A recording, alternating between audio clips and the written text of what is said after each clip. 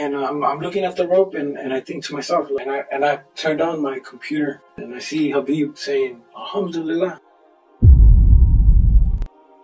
Assalamualaikum warahmatullahi wabarakatuh, sahabat Islam semuanya. Seorang ex-anggota Kartel Narkoba Meksiko bernama Zack mengisahkan bagaimana Habib Nurmagomedov sudah menyelamatkan hidupnya. Saking terharunya dengan kisah ini, Habib pun sampai memuatnya di akun Instagram miliknya.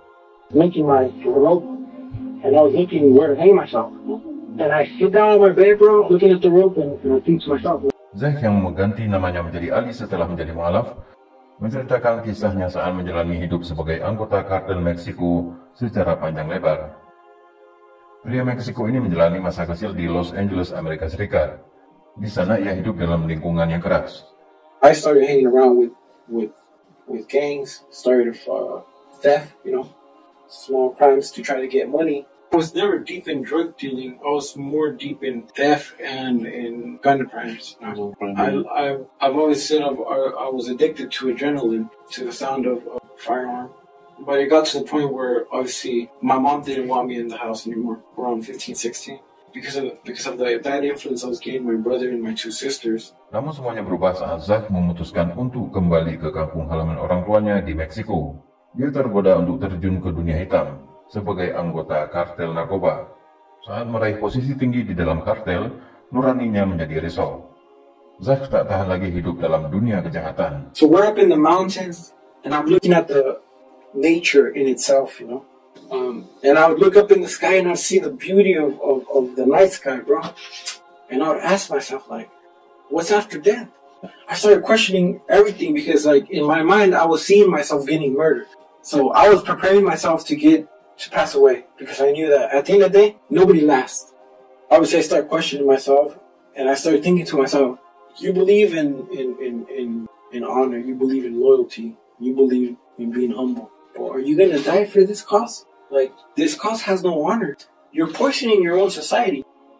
Lalu ia mencoba untuk lari dari kartel itu, hingga ia sukses masuk lagi ke Amerika Serikat.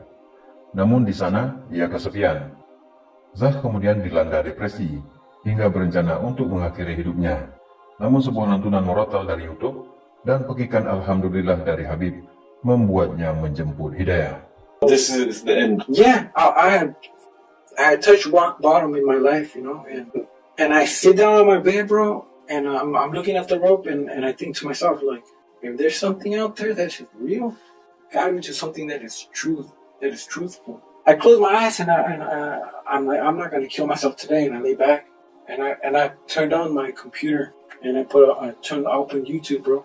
I don't know why, but there was a black screen Quran recitation.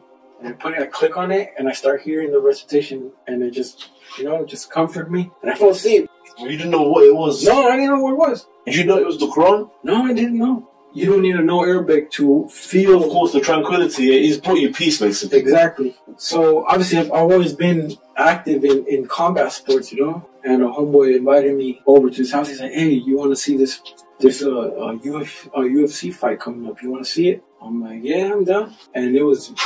Habib Nurmagomedov versus Gagey. The fight went really quick, and I see Habib saying Alhamdulillah, and I was like, what is that? And I started investigating, I put Alhamdulillah, what does Alhamdulillah mean? And I saw what it meant. I was like, what is this? And I started investigating, bro. And I started knowing about Khalid bin Walid, about the Sahaba, how they were real warriors, They were real men, Yeah, before Islam and after Islam. Exactly. Wallahu a'lam bissawab.